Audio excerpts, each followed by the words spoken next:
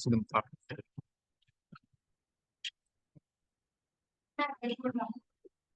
Oke, udah jadi host ya. Oke, silakan Dean. Oke, siap, Kak. Oke deh, kalau gitu. Ya, teman-teman, hari ini aku ada arahan beberapa soal dari KIB tentang latihan UTS. Sepertinya mungkin kalau aku sempat lihat itu ada sempat dibahas di kelas juga ya. Kali ini aku akan coba ambil beberapa nomor di antaranya untuk kita bahas.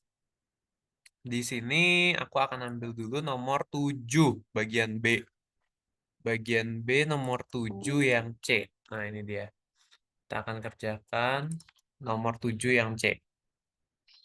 Di sini perintahnya, tentukan turunan pertama dan turunan kedua dari fungsi-fungsi berikut. Nah, kita mau lihat yang C, yang GX. Yang GX. Oke, sekarang mungkin dari teman-teman ada yang belum kepikiran nggak? Kira-kira ini kita mau pakai apa sih? Gimana cara menurunkan yang 7C ini gitu? Ada yang udah tahu nih mau pakai apa?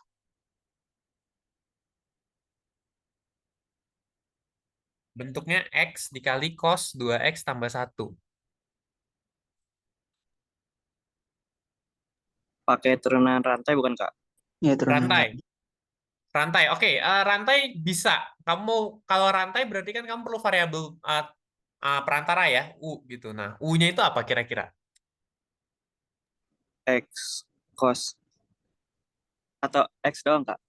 X doang. X doang. Kalau X doang begini, sebetulnya agak sia-sia karena sebetulnya semua Oh, X-nya kamu ganti jadi U doang. Jadi di sini kurang membantu gitu. Ketika kamu melakukan rantai, U-nya itu jadi X doang. Kayak berarti sebenarnya sama X aja, nggak ada cos. yang berubah gitu. Gimana? Ada pendapat lain? Nggak apa-apa. Hari ini kita memang buat belajar interaktif aja.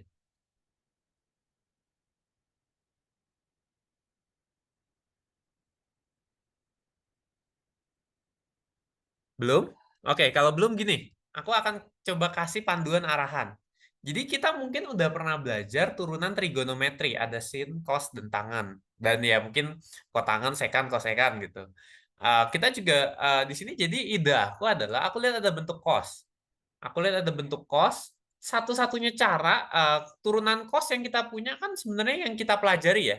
Yang kita pelajari itu cuma turunan dari cos X. Kalau fx sama dengan cos X, maka f aksen X turunan dari cos X itu adalah minus sin X. Kayak gitu. Jadi kalau bisa dibilang satu-satunya turunan cos itu yang kita pelajari apa sih? Cuma turunan dari cos X. Kita nggak pernah belajar yang lain-lain selain cos X. Jadi di sini tuh kita punyanya cosnya bukan X, tapi 2X plus 1. Nah, sebenarnya idenya berangkat dari sana. Maka kalau kita mau menggunakan aturan rantai itu kalau teman-teman menghafal rumusnya, selalu berarti aturan rantai itu dalam hal ini fungsi G ya yang mau kita turunkan. Jadi dG per dx itu adalah dG per du dikali du per dx gitu. Kalau sesuai rumus berarti kita perlu U di sini. Nah, U-nya itu pasti jadinya 2X plus 1. Gitu. Jadi kalau teman-teman mau gunakan aturan rantai, tadi udah ada pendapat tentang aturan rantai, maka di sini yang kita gunakan sebagai U-nya pasti 2X plus 1. Kenapa? Karena turunan, kita cuma belajar turunan dari cos X. Gitu. Kita nggak pernah belajar turunan dari bentuk cos yang lain. Gitu. Jadi yang lain-lain itu semua akan kita tarik ke bentuk cos X ini gitu. Cos yang di dalamnya cuma isi variabel yang diturunkan doang, diturunkan terhadap X, isinya X gitu. Dalam hal ini karena isinya 2X plus 1, kita ganti 2X plus 1 ini jadi sebuah variabel doang, U gitu. Nah, tadi jawaban ada pendapat bahwa aturan rantai ini mau digunakan. Tapi serupanya kita nggak bisa cuma menggunakan aturan rantai di sini. Karena di depannya ada X juga. Gitu, di depannya ada X juga. Nah, oleh karena itu kita harus menggunakan lebih dari sekedar aturan rantai. Kira-kira teman-teman tahu nggak apalagi yang mau kita pakai di sini?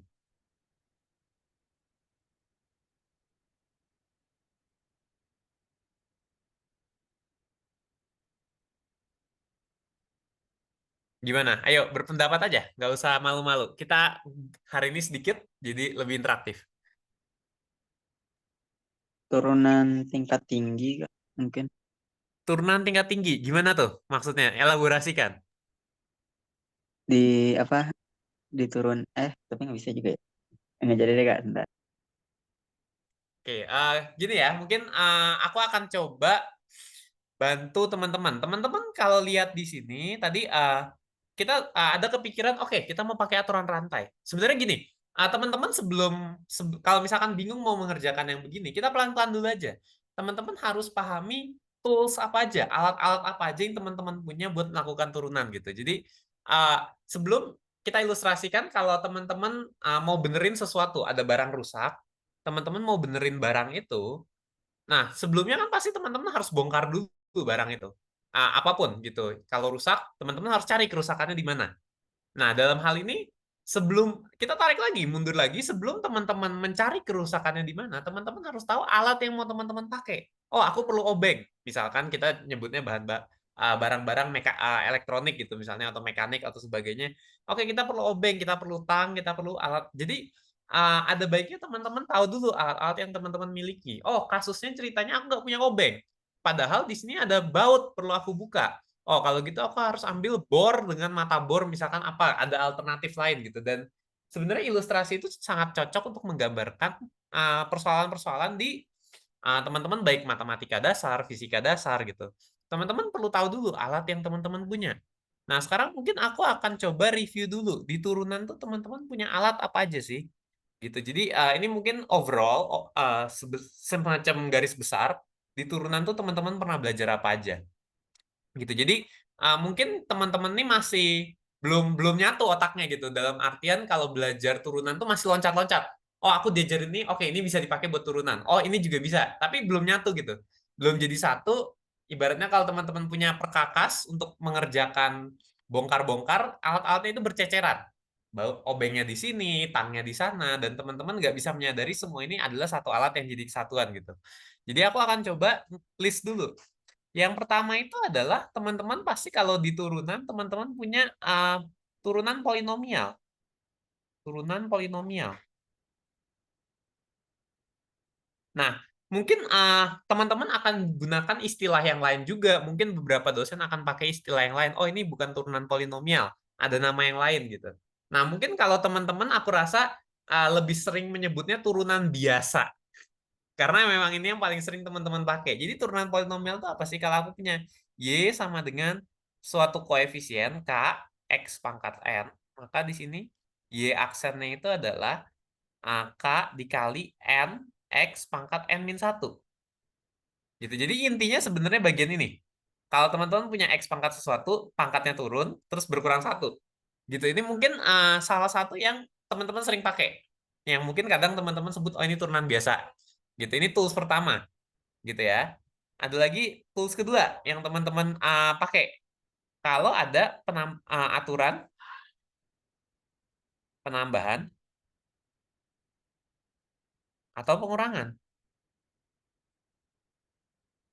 Oh ya, ini aplikasinya banyak ya. Ini nggak hanya berlaku untuk n-nya bilangan bulat, tapi bisa juga berlaku untuk bilangan pecahan. Intinya n-nya itu berapapun kecuali 0. Kecuali 0. N-nya itu berapapun kecuali 0. Kasus khusus ya, ada kasus khususnya. Kalau 0, berarti pangkat 0 itu sebenarnya y-nya cuma konstanta doang. Y-nya sama dengan K, maka kita akan punya Y aksennya sama dengan 0. Ini kasus khususnya aja gitu. Sisanya kalau bisa pangkat 1, bisa pangkat setengah, bisa pangkat 5, pangkat berapapun. Sekarang aturan penambahan atau pengurangan. Kalau kamu punya Y sama dengan sesuatu X ditambah sesuatu X lagi gitu. Jadi ada penambahan, ya teman-teman ketika melakukan turunan bisa dilakukan secara terpisah aja. F aksen X tambah G aksen X. Ini penulisan matematika aja. Ini bahasa-bahasa formalnya. Teman-teman harus paham bahwa di prakteknya, oh nanti contohnya yang mana? Nah, yang ini, yang A gitu. Ini teman-teman bisa anggap sesuatu ditambah sesuatu dikurang sesuatu. Gitu. Dan ketika teman-teman lakukan turunan, nggak usah pusing untuk campur-campur mereka. Teman-teman bisa tinjau ini kerja sendiri-sendiri aja. Turunin yang ini, turunin yang ini, turunin yang ini. Gitu. Itu tools kedua yang teman-teman punya, yaitu aturan penambahan atau pengurangan. Kalau ada penambahan atau pengurangan, itu teman-teman bisa pisahkan aja. Kerjakan sendiri-sendiri. Gitu. Itu bahasa bahasa sehari-harinya ya, yang non formal. Ini bahasa matematisnya yang formal. Secara rumus, kalau Y sama dengan Fx ditambah Gx, maka Y aksennya itu F aksen X ditambah G aksen X. Penambahan tuh nggak menimbulkan interaksi. Nah, sekarang kalau perkalian gimana? Ada yang ketiga, aturan perkalian. Pakai Aturan, yang UV bukan Kak? ya betul, perkalian. Good, good. Bagus kalau ingat. Jadi, Y-nya itu bisa ditulis sebagai dua fungsi, Fx kali Gx, atau ya teman-teman lebih suka U kali V. Kita mungkin sering nulisnya praktis gini. Kadang sebenarnya buat lebih detail ada yang nulisnya U dalam kurung X dikali V dalam kurung X. Menyatakan U dan V ini adalah sesuatu yang bentuknya itu ada X-nya gitu. Kira-kira maksudnya kayak gitu sebenarnya. Fungsi X. Fungsi terhadap X artinya ada X-nya. Cuma kalau teman-teman udah paham dan memang ingin tulis lebih singkat, tulis aja U kali V. Nah, ini berarti perkalian. Kalau perkalian nggak bisa kayak penambahan. Nggak bisa teman-teman turunkan yang depan sendiri, yang belakang sendiri. Jadi jangan sampai teman-teman, oh Y aksennya itu berarti U aksen dikali V aksen. Nggak bisa kayak begini. Ini salah. Jadi cara kerjanya, sifatnya itu berbeda dengan penambahan. Kalau turunan di perkalian yang tadi udah disebut teman kalian ya, ini berarti U aksen dikali V ditambah U dikali V aksen. Cara kerjanya begini. Gitu. Terus yang keempat ada juga aturan pembagian. Aturan pembagian.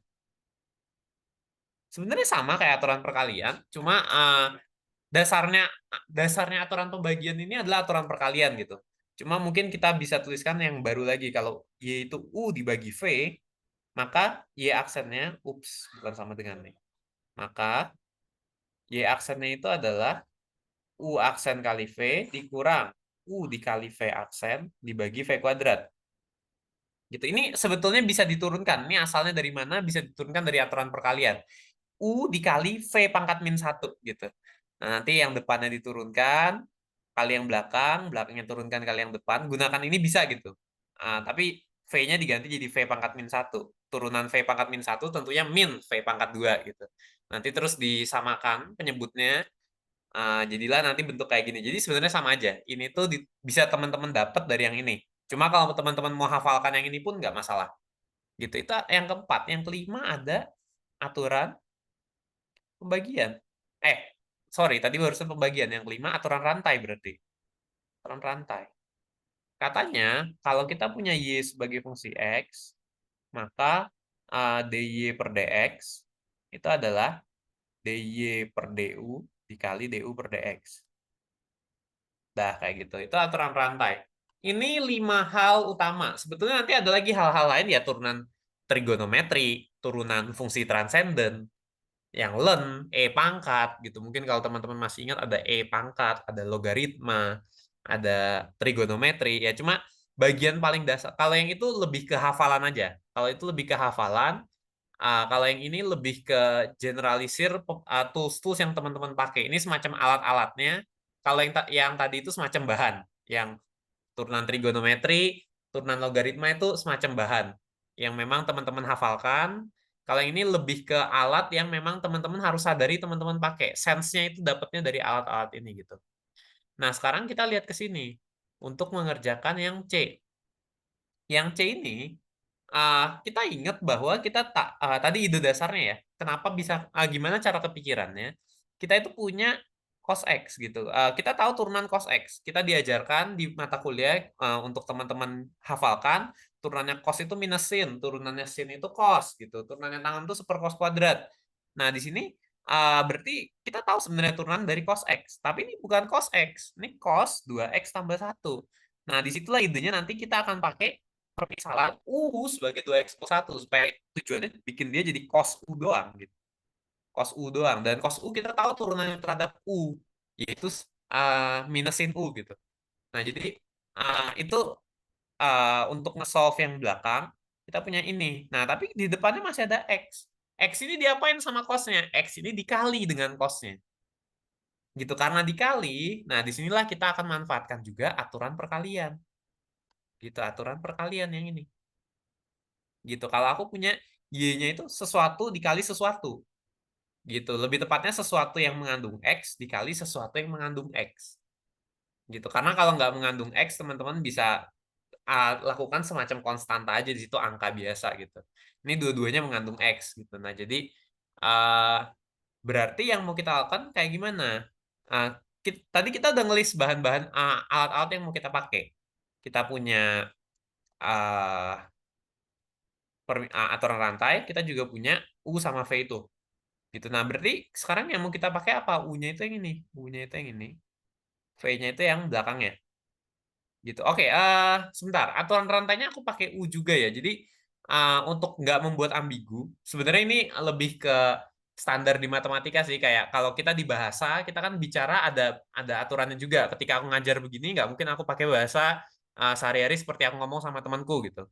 Jadi semacam ada aturannya. Ketika kita bekerja di matematika, secara formal variabel itu nggak boleh sama satu dengan yang lainnya dalam satu kasus gitu. Itu menimbulkan ambiguitas loh. Tadi katanya U-nya begini, kok sekarang U-nya begitu gitu. Jadi di sini kita akan uh, ganti variabelnya. Misalkan nggak apa-apa deh untuk yang aturan rantainya U-nya itu X, V-nya itu cos ini. Gitu. Nah, berarti kalau kita mau cari G aksen X, kita akan gunakan U aksen V ditambah U V aksen. Gitu ya. Nah, sekarang berarti, aku perlu tahu U aksennya. U aksennya gimana caranya? Karena U-nya sama dengan X, U aksennya itu sama dengan 1. Turunan U terhadap X. X diturunkan jadi 1. Terus, oke, V-nya aku udah tahu ini. V-nya udah tahu. U udah tahu. V aksen. Oke, berarti aku perlu turunannya cos 2X plus 1. Nah, ini kita gunakan aturan rantai di sini. Jadi, cos 2X plus 1. Kita punya V-nya sama dengan cos 2X plus 1. Kita mau cari V aksen. Atau di sini mungkin aku tulisnya V aksen, tapi aku akan tulis di sini dV per dx. Maknanya sama ya. V aksen sama dV per dx itu sama. Bedanya satu cara penulisan Leibniz, satu cara penulisan Newton. Gitu. Nah, di sini aku sengaja tulis kayak gini karena kita mau pakai aturan rantai. Gitu. Jadi aku nggak akan pakai yang U ini karena U itu variabel yang udah aku pakai tadi. Kita akan pakai variabel lain. Gitu. Misalkan A. Nggak masalah teman-teman bikin variabel A gitu. Jadi A sama dengan 2X plus 1. Jadi dV per dx itu dV per dA dikali dA per dx. Gitu ya. Ini sesuai aturan rantai. Berarti dV per dA, nah mungkin ada teman-teman yang belum terbiasa dengan aturan rantai. Apakah di sini ada yang belum terbiasa atau udah biasa semua pakai aturan rantai? Ada yang bingung nggak? Kalau ada nggak apa-apa. Nggak usah malu-malu, sampaikan aja.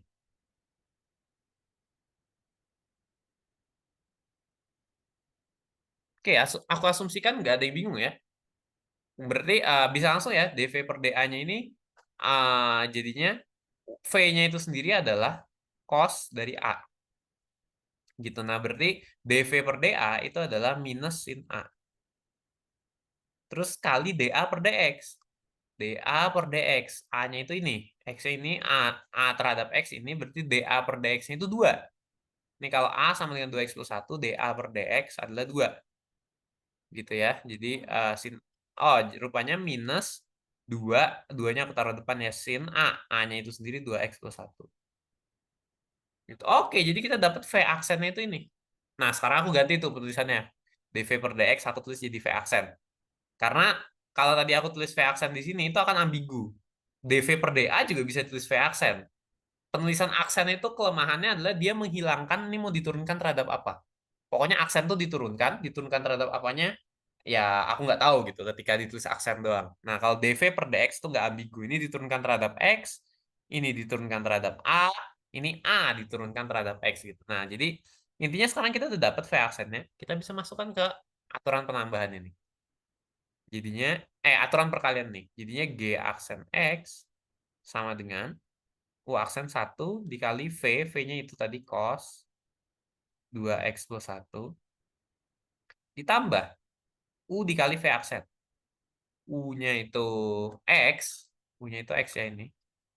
U-nya itu X, dikali V aksen. Minus 2 sin 2X plus 1. Waduh, mepet. Oke, jadi G aksen X-nya apa? G aksen X-nya adalah, bisa aku tulis cos 2X plus 1 dikurang 2X sin 2X plus 1. Gitu, nah ini dia jawabannya. Gitu. Ini cara mengerjakannya. Oke. Ini untuk soal nomor 7C. Aku ingin, karena ini cuma sedikit ya, kita cuma berlima kali ini, 5 orang. Aku ingin kalian semua itu udah paham dengan ini. Jadi kalau ada yang nggak paham, ngomong aja. Kita memang belajar, seandainya udah ketinggalan jauh teman-teman, kita akan belajar dari basicnya hari ini. Supaya besok teman-teman bisa kalau ujian. Gimana? Ada yang nggak paham?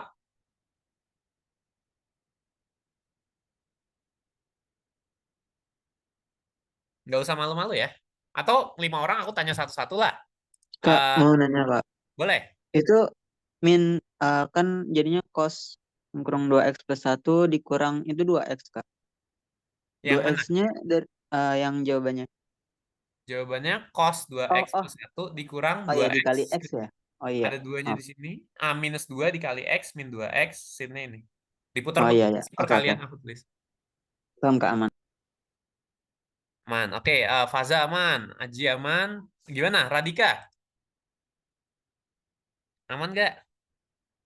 Aman Kak. Aman, mantap. Agung?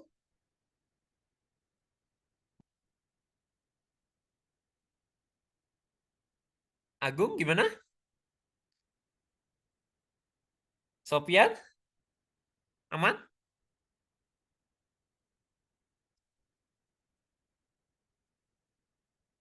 Oke lah, ya. Entah apakah kalian cuma datang untuk kehadiran doang atau gimana. Sebetulnya nggak terlalu masalah, ini sesi tambahan kok. Kehadiran juga sepertinya nggak dihitung sama KIB gitu. Jadi di sini memang tujuannya buat belajar ya, buat paham. Jadi nggak usah malu-malu, dan kalau memang nggak berminat untuk hadir juga nggak apa-apa gitu. Ini memang sesi untuk yang memang, oh aku rasa aku masih perlu nih, bingung, agak cukup dasar, perlu tutorial dari asisten, ya nggak masalah datang ke hari ini gitu. Oke, kita lanjut aja ya. Berarti sekarang aku mau bahas nih yang lain-lain, teman-teman bisa pakai buat latihan. Dan memang sebenarnya nggak bisa dipungkiri teman-teman harus banyak latihan. Kita itu otak kita itu bekerjanya dengan kebiasaan. Kita memang bisa karena biasa gitu. Jadi naturalnya manusia kayak gitu. Jadi uh, jangan jangan malas untuk sering-sering berlatih, kira-kira kayak gitu. Oke, kita lanjut. Sekarang aku mau bahas ke nomor 9. 9 yang B. Oke, ini masuk ke soal cerita nih. 9B. Soal cerita tapi sebetulnya masih cukup sederhana. Sebentar. Nanti soal cerita ada yang lebih kompleks. Yang mungkin aku bahas di tutorial 7 kemarin tuh soal cerita yang udah mulai agak panjang ceritanya gitu. Nah, sekarang kita masuk ke soal nomor 9 yang B kita mau kerjakan.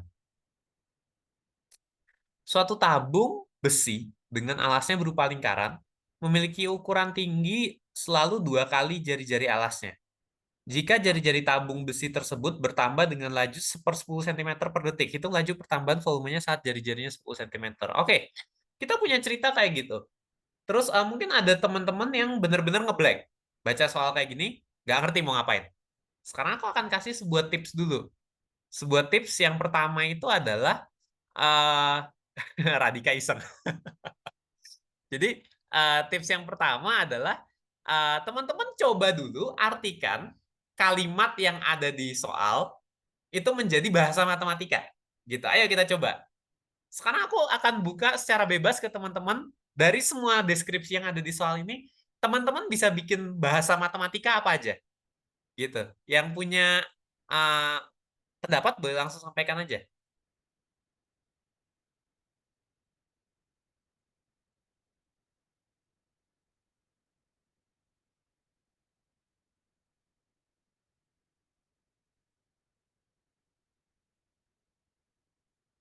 Gimana? Kalau kita punya persamaan kayak gini, kalau kita punya persamaan, kalau kita punya kalimat kayak gini di soal, persamaan apa yang bisa teman-teman tuliskan? Yang manapun lah, teman-teman baca di sini ada banyak sekali informasi. Apa yang bisa teman-teman tuliskan di sini?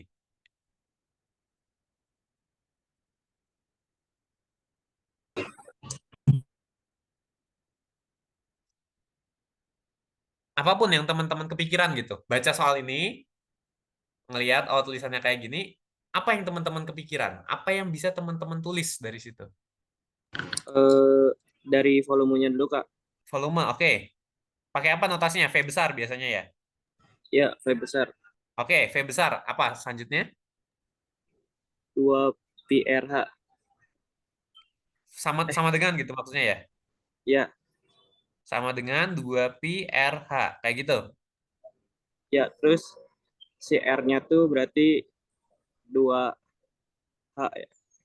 R sama dengan 2H gitu ya. Ya, Ada lagi persamaan yang bisa dibuat? Oke, jadi R sama dengan 2H. Kita coba lihat di sini katanya suatu tabung besi dengan alas berupa lingkaran memiliki ukuran tinggi selalu 2 kali jari-jari alasnya. Tinggi selalu, jadi kita coba maknai dulu pelan-pelan. Dia mau ngomong apa sih? Tinggi selalu 2 kali jari-jari alasnya. Artinya kalau jari-jari alasnya 1 meter, misalkan aja 1 meter, tinggi selalu 2 kali jari-jari alasnya. Oh, tingginya berarti 2 meter. Kalau alasnya 10 cm, tinggi selalu 2 kali jari-jari alasnya. Oh, berarti 20 cm. Berarti di sini persamaannya itu bukan yang ini. Aku revisi nih. H sama dengan 2R. H-nya itu 2 kalinya jari-jari. Kalau jari-jarinya 1, H-nya akan 2.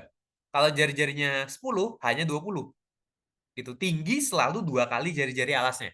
Jadi bagian yang ini aku revisi. kebalik ya, Kak? Ya, kebalik. H-nya itu sama Sorry, dengan Kak. 2R. Gitu. Oke, nggak apa-apa. Memang di sini fungsinya kan belajar. Jadi justru memang gini.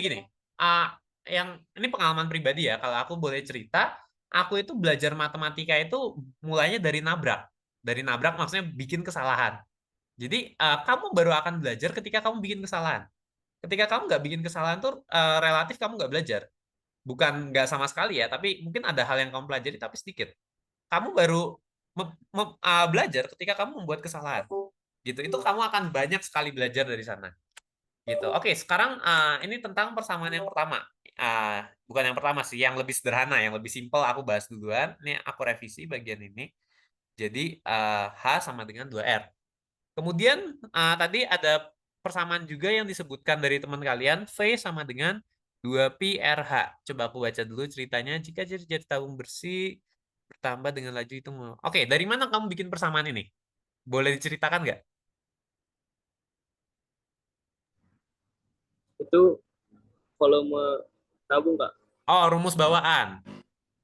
Oke, jadi rupanya kita kepikiran ada informasi, katanya ini tabung. Tabung alasnya lingkaran, oh berarti kepikiran rumus dari tabung.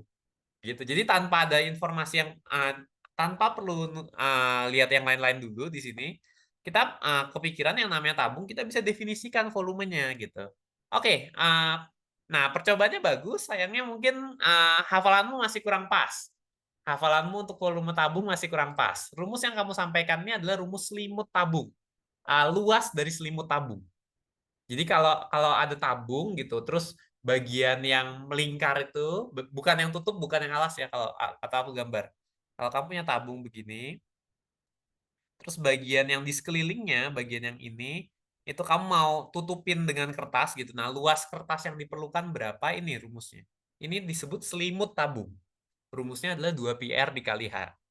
Gitu. Ini kalau memang teman-teman sukanya seringnya menghafal di matematika, meskipun sebenarnya harusnya pendekatannya lebih baik pakai logika ya. Gitu. Nah, kalau tabung itu volumenya ini aku juga revisi nih.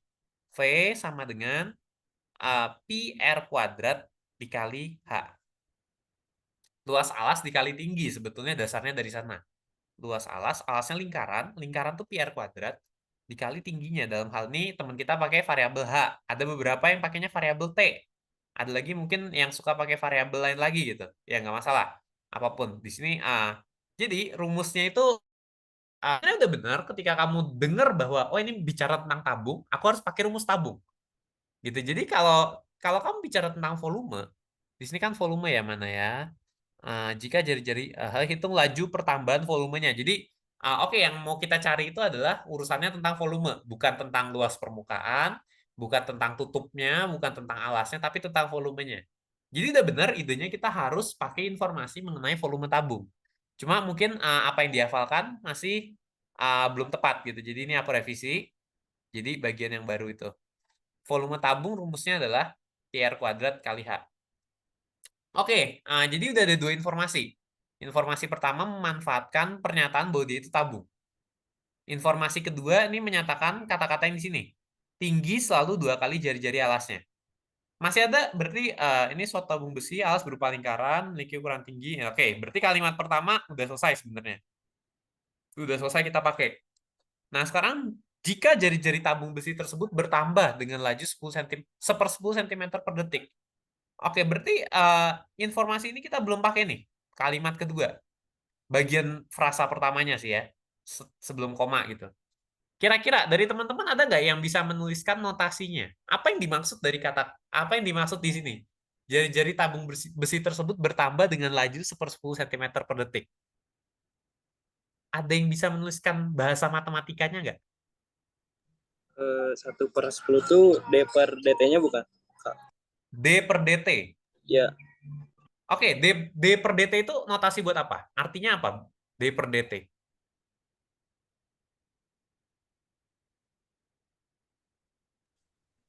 biasanya kalau ada soal laju gitu biasanya ada D per DT-nya, Kak. Oh, oke. Biasanya begitu. Good sebenarnya. Benar. Ada D per DT-nya. Nah, jadi teman-teman harus bisa memaknai misalkan turunan DY per DX. Mungkin teman-teman kalau di turunan akan sering lihat DY per DX. DY per DX itu artinya laju perubahan Y terhadap X. Gitu. D ini sebenarnya maknanya diferensial. Diferensial itu kalau kita boleh artikan makna sesungguhnya itu adalah komponen paling kecil. Itu panjang sebenarnya kalau kita ceritakan di sini, mungkin akan menghabiskan waktunya. DY itu bagian terkecil dari Y dibandingkan dengan bagian terkecil dari X. Sebenarnya kayak gitu.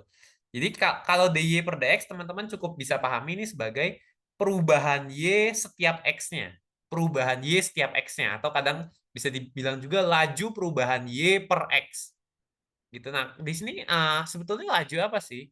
Di sini kan jari-jari tabung besi tersebut bertambah dengan laju 10 cm per detik. Jadi laju perubahan jari-jari per detik, per waktu. Gitu. Nah, jadi di sini DR per DT. Gitu, DR per DT. Jadi atau ya ada juga yang tulisnya D per DT dari R. Nggak masalah mau tulis R-nya di atas atau di tengah ya sama aja gitu. Jadi di sini yang disebutkan itu bagian kalimat kedua itu sebenarnya DR per DT sama dengan 1/10 dalam sentimeter. Ya kalau mau ditulis boleh sentimeter per second. Sorry, bukan dalam sentimeter, sentimeter per second yang benar. Gitu. Jadi kalau mau dituliskan boleh, cuma kalau untuk urusan besarannya misalkan mau satuan ya, sorry bukan besaran. Kalau satuannya mau diumpetin dulu, ditaruh di belakang doang terakhir ya nggak masalah karena kebetulan di sini nggak ada yang perlu konversi satuan. Ini sentimeter, urusannya semua sentimeter, kalau waktu urusannya semua detik. Jadi nggak perlu ada konversi, boleh disimpan satuannya di akhir aja nanti kamu tampilkan boleh. Gitu. Nah, jadi intinya bagian nih, jari-jari tabung besi bertambah dengan laju 10 cm per detik itu DR per DT, laju perubahan R terhadap waktu. Kelajuan R per waktunya. Perubahan R setiap T-nya. Perubahan R setiap T-nya. Perubahan R-nya 10 cm setiap detiknya. Oh, jadi ceritanya bertambah kan? Bertambah positif. Kalau berkurang negatif. Jangan salah. Min 1/10 gitu misalnya nanti kalau berkurang. Kalau ini bertambah. Jadi intinya kamu bisa anggap oh jari-jarinya ini semakin lama semakin gede. Entah kenapa nanti tabungnya ini semakin lama semakin lebar. Entah karena dipanasin, memuai gitu, makin gede. Atau ya karena animator aja ceritanya ini sebuah animator yang bikin tabungnya ini membesar. Atau ya apapun lah, bisa banyak cerita gitu kan. Jadi di sini pokoknya tabungnya ini semakin lama jari-jarinya semakin gede. Dengan pertambahannya itu 1/10 cm per detik. Nah, sekarang ditanya, hitung laju pertambahan volumenya saat jari-jarinya 10 cm. Nah, berarti yang ditanya itu apa sih? Yang ditanya itu, nah ini mungkin sesuatu yang teman-teman nggak terlalu biasa dengan notasinya. Di sini aku tulis saja, yang ditanya itu adalah dV per dt. Tapi pada saat R sama dengan 10. Bisa ditulis kayak gini.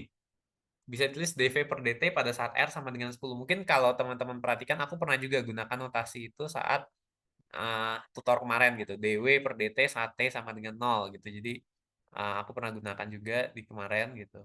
Cuma hari ini intinya DV per DT pada saat R sama dengan 10. Dia nanyanya apa? Laju pertambahan volume. Laju pertambahan volume. kata kunci itu menunjukkan bahwa dia itu dV per dt. Gitu. Nah, sekarang berangkat dari ide ini, berangkat dari dV per dt sama dengan berangkat dari fakta bahwa yang ditanya itu adalah dV per dt. Berarti gimana cara nyari ini? Nyari yang diminta soal. Berarti pasti kan kita perlu dV per dt. Dari mana kita bisa dapat informasi dV per dt?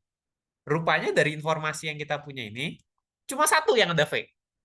Cuma satu yang ada V, yang ini doang. Kita mau dV per dt kan? Yang ada V cuma yang ini doang. Gitu. Nah, sekarang ceritanya gimana caranya supaya V ini bisa jadi dV per dt? Ada yang tahu nggak?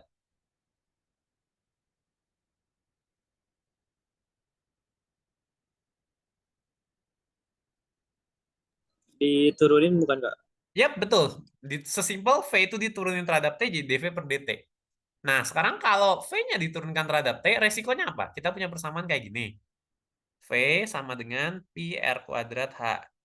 Berarti kalau V kita turunin terhadap T tentunya jadi dV per dt. Resikonya apa? Imbasnya. Kalau kita giniin.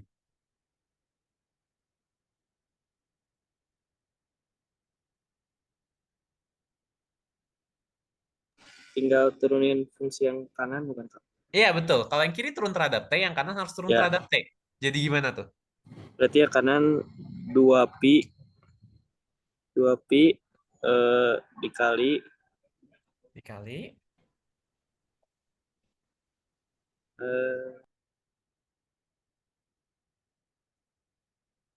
Oke, belum biasa ya? Oke, aku akan tuntun. Begini jadi. Kamu, setiap kali kamu melakukan turunan, kiri dan kanan diturunkan. Kamu harus tahu kamu mau turunkannya terhadap apa. Itu dulu pertama. Dan di sini kita tahu bahwa kita turunkan terhadap variabel T, waktu. Gitu ya. Kita mau turunkan terhadap variabel T, waktu. Nah, sekarang kamu harus identifikasi. Di sini sama sekali nggak ada T. Kalau ada T mungkin enak, gampang ya. Kita punya misalkan, Y sama dengan 2X. Misalnya aja ini cerita lain gitu. Kalau aku mau cari DY per DX, berarti aku turunkan Y terhadap X. Yang kanan jadi 2. Karena turunan kita terhadap X. Ini kita mau turunkan terhadap X jadi 2 gitu. Itu nggak susah. Nah, sekarang kita mau turunkannya terhadap waktu. Terhadap T. T itu ada di mana? Aku nggak lihat nih. T nggak ada di mana-mana di sini. Gitu. Oh, jadi 0 dong. Nggak jadi 0 juga. Karena di sini sebetulnya kan ada yang disembunyikan gitu. Ada yang disembunyikan, dia R-nya dalam kurung T. Kayak semacam F dalam kurung X. Fx itu kan fungsi. Artinya apa? Nilai F itu tergantung X. Fx sama dengan X kuadrat. Berarti, nilai F ini tergantung X maksudnya. Berapa dulu X-nya? Kalau X-nya 1, nilai F-nya 1. Kalau X-nya 4, nilai F-nya 16. Kalau X-nya minus 3, nilai F-nya 9 gitu. Nah, jadi teman-teman harus bisa memahami gitu. Jadi mungkin proses belajarnya aku juga dulu pelan-pelan ngikutin doang. Ngikutin, biasanya tulis F dalam kurung X. Ya udah Fx, aku ikutin, aku tulis Fx. Tapi apa sih artinya Fx itu gitu? Itu artinya nilai F itu tergantung dari X. Gx, artinya nilai G tergantung dari X. Gitu. Tergantung X-nya berapa dulu. Nilai G ini akan berubah-ubah tergantung X-nya. Nah, di sini kan sebenarnya yang disembunyikan itu ada R dalam kurung T. Ini kalau aku boleh tulis lengkap, sebenarnya kan V ini adalah pi R tergantung T di kuadrat dikali H tergantung T. H-nya itu bukan suatu konstanta. H-nya nggak konstan, R-nya nggak konstan. Di sini diceritakan apa? Jari-jari tabungnya bertambah 1/10 cm per detik. Gitu. Jadi R-nya itu tergantung T. Di T berapa dulu nih? Waktunya kapan nih? Kalau ditanya jari-jarinya berapa? Ya tergantung waktu lah. Kalau sekarang ya mungkin masih kecil. Kalau ditunggu 1 jam lagi dengan dia bertumbuh segini per detik, 1 jam 3.600 detik, mungkin udah besar. Jadi R-nya ini tergantung T. R itu fungsi T. Gitu. Jadi RT. R itu fungsi T, H-nya itu juga sebetulnya fungsi T. Karena katanya tingginya selalu 2 kali jari-jari alasnya. Selalu 2 kali jari-jarinya. Kalau jari-jarinya makin besar, tingginya juga pasti makin tinggi berarti. Gitu. Jadi hanya pasti berubah. Dari hal-hal yang logika dasar aja gitu. Kita lihat, tingginya selalu 2 kali jari-jari. Jari-jarinya berubah, ya tingginya bakal berubah juga. Gitu. Nah, jadi sebenarnya kita punyanya V itu semacam pi R fungsi T di kuadrat, terus A fungsi T. Nah, sekarang R fungsi T sama H fungsi T-nya kayak gimana sih? Maksudnya kalau kita boleh tulis apakah R fungsi T-nya itu sama dengan T kuadrat atau sama dengan polinomial 3T pangkat 3 ditambah 2T ditambah 7 misalnya. Oh ya sebenarnya nggak terlalu penting gitu.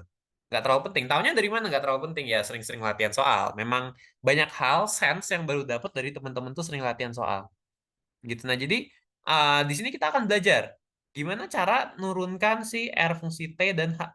Jadi di sini intinya kan V ini kita mau turunkan terhadap T. V mau kita turunkan terhadap T. Pi ini konstanta. Pi ini konstanta.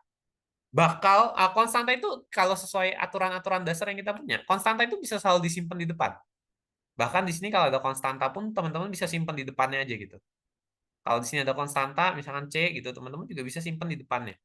Cuma nanti di sini berarti C dalam kurung, jangan lupa ya, karena yang di belakang diturunkan jadi ini, C-nya tetap kena ke semuanya. Jadi pi ini sebuah konstanta doang. Pi pendekatannya 3,14 atau 22/7 itu nggak akan pernah berubah. Jadi pi bisa teman-teman simpan di depan. Sisa yang belakang tuh apa? Yang belakang tuh R kuadrat H. Kita mau turunkan R kuadrat H terhadap T. Terhadap T. Berarti tergantung waktu kan ya. Kita mau turunkan terhadap T dan yang ini mengandung T, ini juga mengandung T. R sebagai fungsi T, H sebagai fungsi T. Artinya yang ini mengandung T, ini mengandung T juga. Oh ya udah, kita pakai aturan kayak tadi lagi berarti. Di sini kita punya perkalian R kuadrat dikali H. Gitu rumusnya ini R kuadrat dikali H.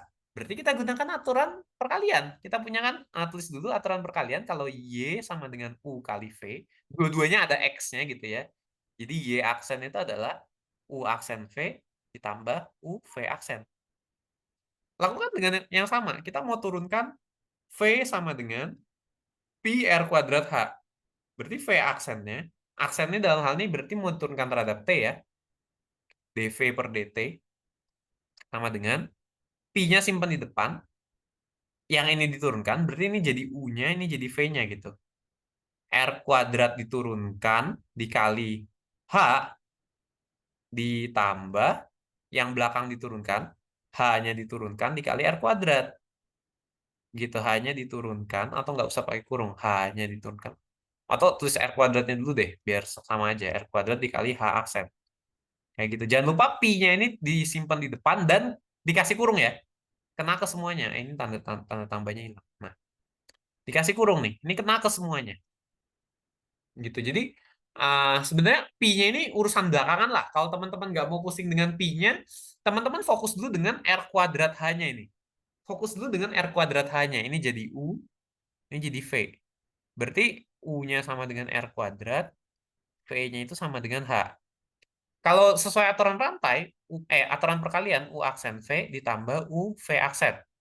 Berarti kita perlu U aksen dan V aksen.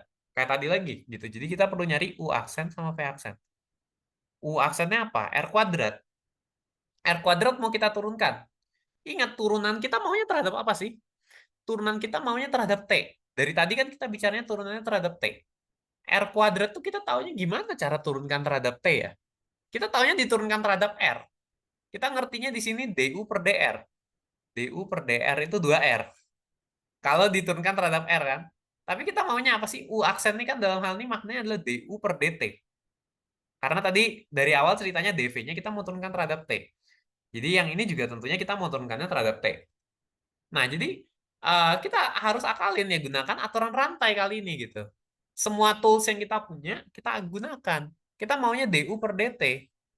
DU per DT berarti adalah DU per DR dikali DR per DT. Gitu, karena di soal kita juga punya informasi mengenai DR per DT. Nih, DR per DT-nya 1/10. Gitu. Jadi kita manfaatkan apa yang kita punya di sini juga. Gitu. Di sini DU per DT-nya kita bisa tulis DU per DR kali DR per DT. Berarti DU per DT itu adalah DU per DR-nya itu jadi 2R dikali DR per DT. Gitu. DR per DT-nya katanya konstan ya, 1/10 terus. Iya, jadi bisa langsung diganti karena dia konstan, nggak berubah-ubah. Langsung aja tulis 1/10 di sini. Dikali 1/10. Berarti U aksennya, DU per DT itu U aksen, aku tulisnya ya jadinya apa? 2R dikali 1/10. 1/5R. Itu U aksennya. Sekarang kita masuk ke V aksennya. V-nya H, V aksennya apa? V aksen itu dV per dt.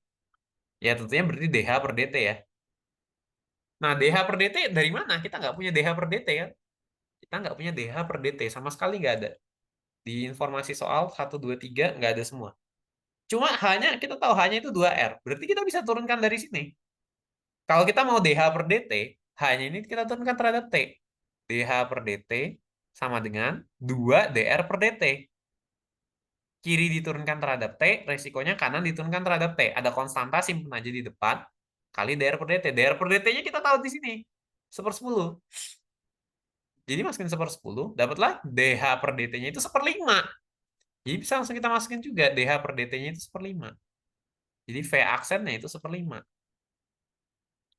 Gitu. Kita udah punya U aksen, kita udah punya V aksen, bisa deh masukin semua. Masukin semua ke ini, U aksen V, U V aksen. Gitu. Yaitu yang di sini nih. Aku lanjutin di sini ya. dV per dt-nya berarti pi dalam kurung R kuadrat diturunkan tadi itu ya, 1/5 R. Kok bisa 1/5 R? Karena kita turunkannya terhadap T yang tadi di sini nih. Yang ini nih. Gitu. Dikali H ditambah R kuadrat dikali H aksen.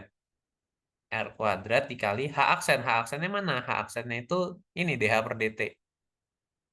Tadi ini U aksen ya, ini U aksen, ini V aksen gitu. Kalau kamu bingung, ya aku juga banyak ubah-ubah sih ya variabelnya. Jadi semoga bisa diikutin gitu. U aksennya yang ini, which is yang ini. V aksennya yang ini kan. U aksen di sini, V aksen di sini. V aksennya yang ini, 1/5. Jadi aku taruh 1/5-nya di sini. Dah, kayak gitu. Oh, berarti dV per dt-nya apa di sini? dV per dt-nya adalah pi dikali 1/5 RH ditambah 1/5 R kuadrat. Gitu. Nah, masih ada R, masih ada H. Apa sih yang ditanya di sini? Laju pertambahan volumenya saat jari-jarinya 10 cm. Artinya ini mengindikasikan R-nya itu 10. Cm-nya urusan nanti lah ya. R-nya itu 10. Nah, berarti dV per dt-nya kita bisa tulis dV per dt ketika R-nya disubstitusi 10. Jadinya pi dikali 1/5 dikali 10 dikali H. Oh, ada H juga. H ini variabel. Tapi kita punya hubungan H itu selalu 2 kalinya jari-jari. Kalau saat jari-jarinya 10, tingginya saat itu 20. Gitu. Jadi ada lagi yang bisa kita manfaatkan gitu. Di sini 20. Ditambah 1/5 dikali 10 kuadrat. R-nya 10. Gitu. Jadi pi dikali ini hitung biasa aja. 40 ditambah 100 dibagi 5, 20. Gitu. Oh, jawabannya 60 pi. Gitu. Kalau mau dikasih 3,14 pendekatan atau 22/7 juga boleh. Tapi aku rasa dijawab 60 pi ini lebih elegan dan rapi aja. 60 pi. Hasil eksak ini bukan aproksimasi juga gitu. Jadi jawaban yang diminta soal adalah ini 60 pi. dV per dt pada saat R-nya 10 itu adalah 60 pi. Itu dia jawabannya. Gitu. Gimana? Ayo. Aku cukup yakin pasti ada yang nggak paham. Cuma seringkali yang terjadi adalah di kelas, kalau biasanya dosen nanya, ada yang mau ditanya, biasanya diem karena ya malu aja, nggak enak gitu. Gimana? Ada yang mau ditanya dari teman-teman?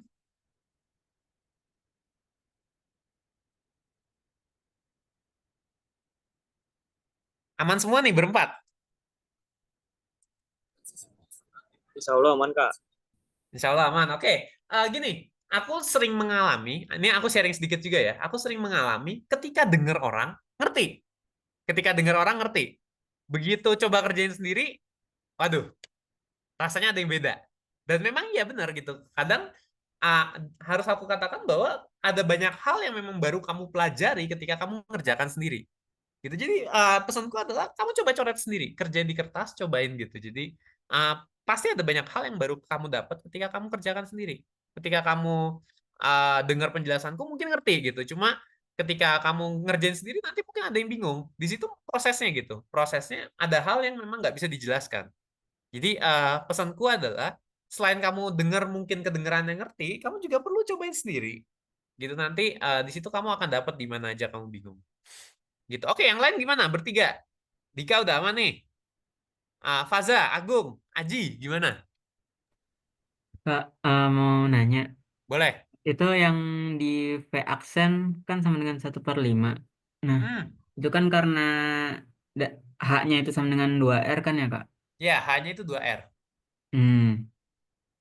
Kalau H-nya itu 2R, laju perubahan H-nya juga 2 kalinya laju perubahan R. Gitu. Tadi kan katanya jari-jarinya makin gede 1/10 cm per detik. Nah, berarti kalau tingginya bakal makin tinggi 1/5 cm per detik. Simpelnya gini, katanya tingginya selalu 2 kalinya jari-jari. Saat ini misalkan jari-jarinya 1, berarti tingginya 2.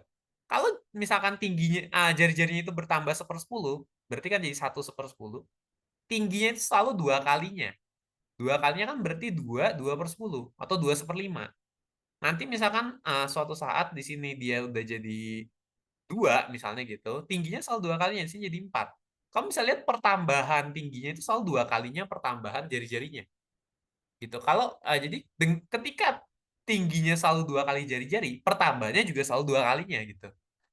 Kalau dia dari 1 jadi 2, di sini naik 1, di sini naiknya 2 gitu. Ketika di sini naik 1/10, di sini naik 2/10 atau 1/5 gitu. Jadi bisa juga dilihat dari ini persamaannya. H sama dengan 2R, turunkan kiri dan kanan terhadap T, dH per dt sama dengan 2dr per dt. Apa yang di logika nyambung dengan persamaan gitu. Jadi dH per dt-nya, kalau dr per dt-nya kita tahu 1/10, dH per dt-nya 2 kali 1/10 atau 1/5 kayak gitu. Oke, ada lagi yang mau ditanya?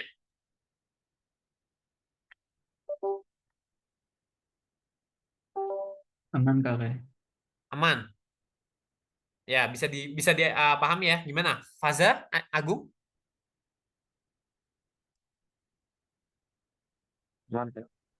Aman.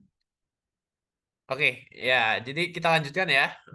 Pesanku teman-teman banyak latihan, apalagi soal cerita kayak gini, potensinya besar banget keluar di UTS. UTS itu selalu ada soal cerita.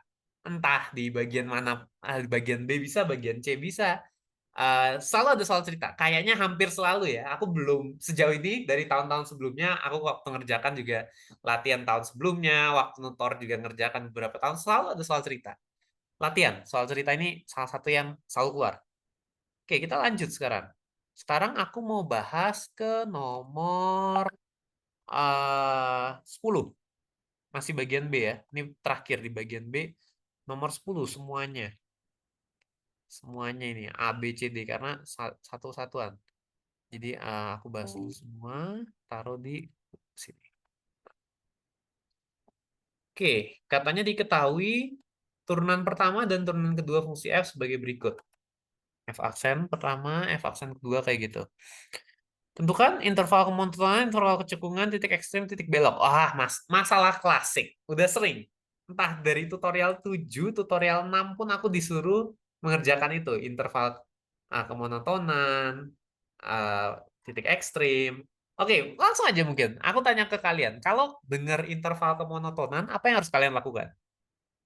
Pendapat. Kemonotonan tuh dia turunan pertama terus dicari si pembuat nol. Ya, betul. Ya, Betul, betul. Ide sebenarnya gini, kalau kalau kamu mau dari ide dasarnya ya, aku jelaskan dari ide dasarnya. Kemonotonan itu kan apa sih maksudnya? Oh, kita mau nyari kapan fungsinya itu naik, kapan fungsinya turun. Kalau dilihat grafiknya kapan dia naik, kapan dia turun. Nah, naik atau turun tuh dilihat dari gradiennya. Kalau gradiennya positif, berarti dia naik. Kalau gradiennya negatif, berarti dia turun. Nah, gradien itu digambarkan oleh turunan pertama. Itu kalau bicara mau dari esensinya gitu. Berarti sebenarnya kita tertarik nyari kapan ini nilainya positif dan kapan ini nilainya negatif. Gitu. Kapan F aksen X itu kan maknanya perubahan F terhadap X. Kapan perubahannya itu positif alias dia naik, kapan perubahannya dia negatif, turun. Gitu. Nah, perbatasan antara naik dan positif dan negatif itu pasti nol gitu. Kita lihat turunan pertamanya ini kontinu fungsinya, nyambung terus gitu. Jadi kalau mau berubah, misalkan, oh saat ini masih positif, nanti entah kapan tiba-tiba negatif. Loh, kapan berubahnya? Berubahnya pasti lewat nol. Gitu. Nah, itulah kenapa kita nyari pembuat nolnya. Pembuat nol tuh menunjukkan perbatasannya. Sebenarnya idenya di sana. Oke, good. Jadi interval kemonotonan orientasinya selalu ingat ke turunan pertama ya. Jadi kalau yang A, kita mau nyari f aksen X-nya kapan sama dengan 0. Gitu, f aksen X-nya kapan sama dengan 0. Berarti f aksen X-nya kan itu, X kuadrat kali X kurang 3, katanya sama dengan 0. Nah, sekarang mungkin teman-teman udah terbiasa langsung juga. Oh, berarti X sama dengan 0 atau X sama dengan 3 gitu. Ya, nggak apa-apa kalau teman-teman hafal, ya it's okay. Cuma sebenarnya lagi-lagi ada konsep dasarnya, ada ceritanya. Kenapa bisa dapat kesimpulan ini sama dengan 0, oh X-nya sama dengan 0, atau X-nya sama dengan 3. Konsep dasarnya itu seperti main tebak-tebakan. Aku punya dua bilangan, misterius, dua bilangan nih, tapi katanya dikalikan hasilnya 0. Gitu. Aku punya bilangan misterius pertama dan bilangan misterius kedua yang dikalikan hasilnya 0. Tentukan kedua bilangan nih gitu. Berapa kedua bilangan nih? Kemungkinan-kemungkinannya. Yang jelas nggak mungkin 5 kali 3. Nggak mungkin juga 6 dikali minus 2. Nggak mungkin juga setengah dikali akar 2. Jadi kalau teman-teman perhatikan, kalau dua bilangan dikalikan hasilnya 0, salah satunya harus 0. Salah satunya harus 0, dan ketika salah satunya udah 0, yang lain kita nggak perlu peduli. Nggak mungkin dua-duanya nggak 0. Dasar logikanya di situ. Kalau ini nggak 0, dikalikan sesuatu yang nggak 0, hasilnya nggak mungkin 0. Gitu. Dan ketika salah satunya udah 0, ini 0, dikali berapapun ya 0, dan ini kita nggak penting. Gitu. Jadi kalau ada dua bilangan dikalikan hasil yang 0, antara yang ini harus 0, kalau nggak yang ini yang 0. Salah satunya harus 0. Idenya sebenarnya kayak gitu. Nah, ini aku lihat semacam X kuadrat dikali X min 3 itu hasilnya 0. Salah satunya harus 0. Antara yang ini 0 atau yang ini 0. Gitu. Dan kalau yang ini 0, ya udah yang satunya nggak usah peduli gitu loh. Nggak usah peduli, oh ini berapa ya? Kalau ini 0, ini min 3. Ya udah nggak apa-apa. Mau min 3, mau min 7, mau 200, nggak masalah gitu. 0 dikali berapa pun toh 0 gitu. Jadi X kuadratnya ini mau 0, kalau X kuadrat mau 0, X-nya harus 0. Atau boleh juga yang belakangnya 0. X min 3-nya 0. X min 3-nya 0 berarti X-nya harus 3. 3 dikurang 3, 0. Gitu. Jadi kita sampai ke pembuat nolnya itu 0 dan 3. Oke, tadi udah aku dengar pendapat kita nyari pembuat 0, yaitu 0 dan 3. Sekarang diapain setelah kita dapat pembuat nolnya?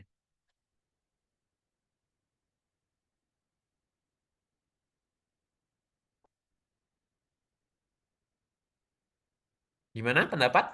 Setelah kita dapat pembuat nolnya, diapain? Masukin ke ini apa? F aksen X-nya. Masukin ke f Sama aksen dengan X-nya. 0 sama dengan 3. X-nya yang sama dengan 0 sama dengan 3. Oh, gini. Ketika kamu masukin 0 atau 3-nya, kamu akan dapat f aksen X-nya 0. Karena memang tadi kita berangkat dari f aksen X-nya mau sama dengan 0. Kalau kamu masukin 0 ke sini, 0 kuadrat dikali 0 kurang 3. 0 dikali min 3, 0. Kalau kamu masukin 3, 3 kuadrat, 9 dikali 0. 0. Jadi ketika kamu masukin ini ke f aksen X-nya, hasilnya pasti 0. Karena tadi kita berangkatnya memang nyari dari f aksen X-nya 0. Gitu. Dan itu nggak menjawab esensi utamanya. Maksudnya tadi kita tuh mau ngapain sih gitu kan. Kenapa kita nyari pembuat nolnya itu. Tadi kan aku ada jelaskan ide sebelumnya. Ide sebelumnya bahwa namanya kemonotonan, itu berarti kita mau tahu kapan fungsi ini naik, kapan fungsi ini turun. Gitu. Dan di situ perbatasannya, pergantiannya antara naik dan turun itu adalah melalui nol. Turunannya itu gradiennya antara positif dan negatif itu pasti melalui nol. Gitu. Nah, jadi dengan itu berarti setelah kita dapat perbatasannya, kita harus cek area yang ada di samping perbatasannya. Kira-kira kayak gitu idenya sebetulnya. Kita harus cek area yang ada di samping perbatasannya. Makanya biasanya kita tarik garis bilangan, ambil 0 dan 3. Nah, ini perbatasan. 0 dan 3 ini perbatasan. 0 dan 3 itu perbatasan yang nilainya persis 0.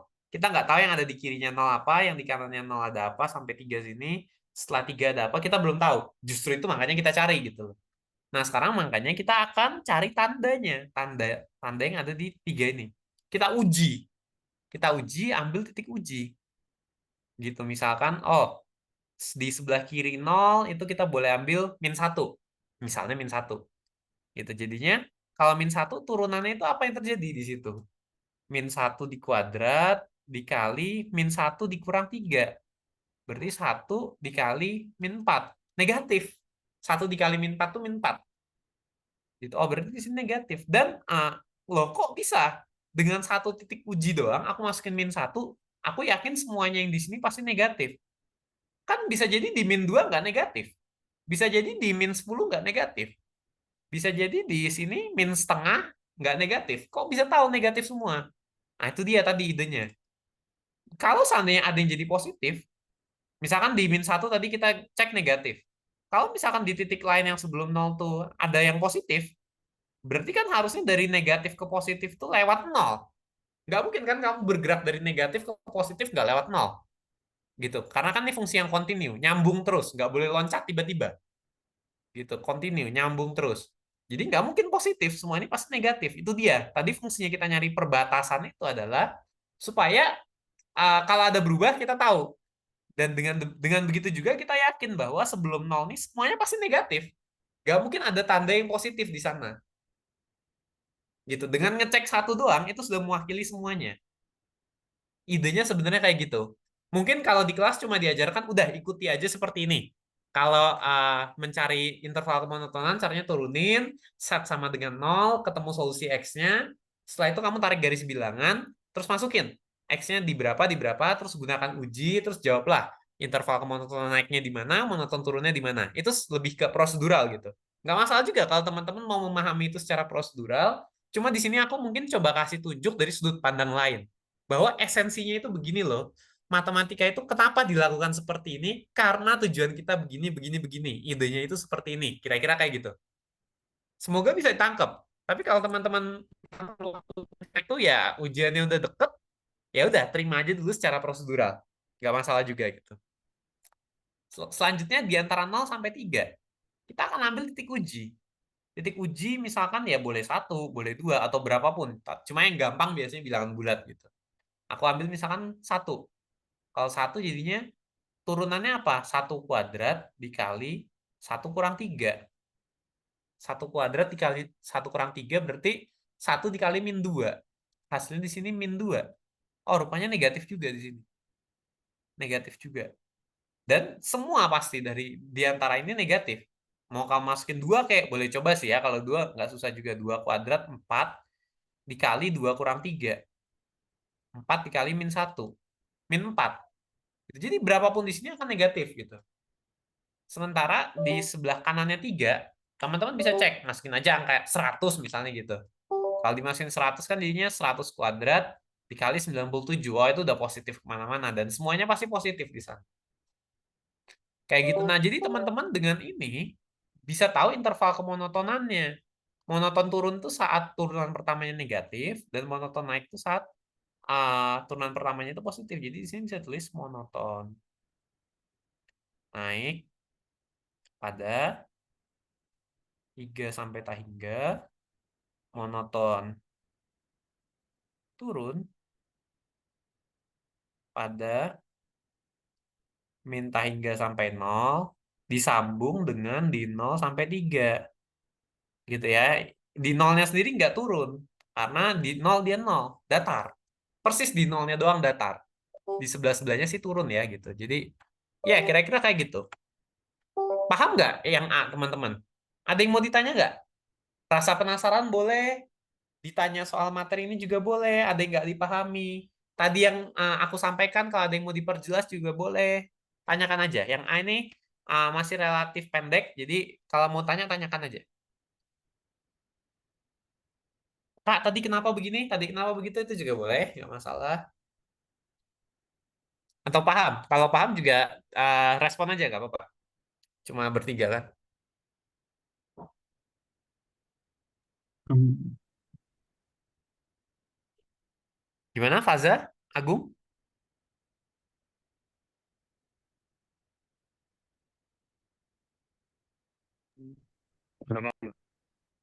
Udah paham? Oke.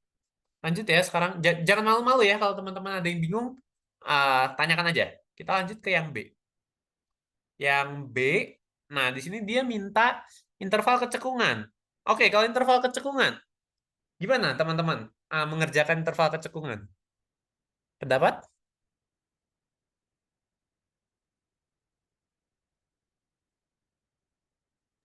Kalau untuk interval kecekungan itu turunan kedua, Kak. Habis itu diuji titik. Oke, turunan kedua terus diuji titik. Kita coba ya. Turunan kedua harus sama dengan 0. Idenya tadi lagi-lagi kita mau cari perbatasan. Berubah tandanya di mana. Jadi kalau untuk urusan kecekungan, betul tadi turunan kedua, dicek sama dengan 0. Teman-teman harus tahu itu. Diceknya sama dengan 0. Nah, berarti 3x kali x kurang 2 itu mau sama dengan 0. Berarti x-nya itu sama dengan 0 atau x-nya sama dengan 2. Gitu ya. Setelah itu diuji titik, berarti cara yang tadi maksudnya. 0 dan 2. Diuji titik, kita ambil di yang minus, bisa diambil misalkan min 1.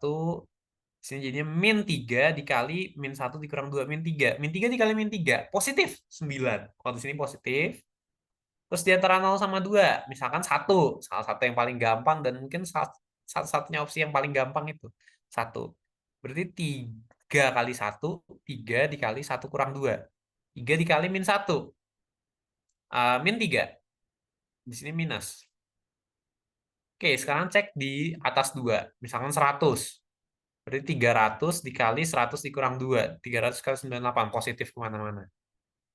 Positif. Oke, udah. Uji titik selesai. Setelah itu, diapakan? Kalau kita ada uji titik kayak gini.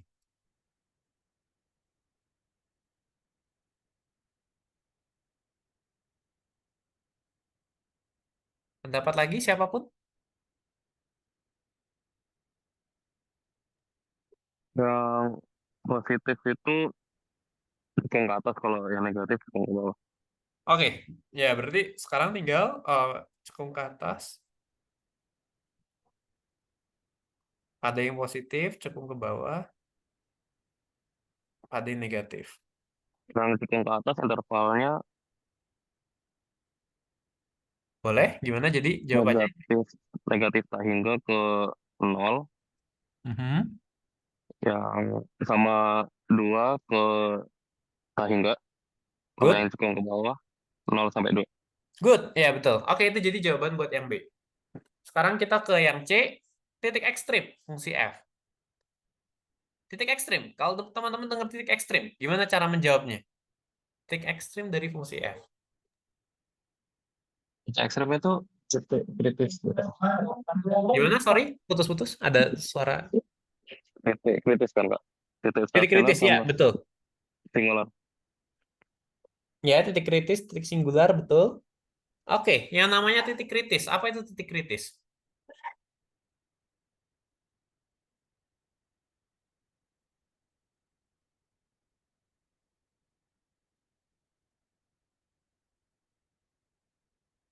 Oke, mungkin aku langsung jawab aja ya. Kalau titik ekstrim, titik singular, dan titik yang turunannya 0.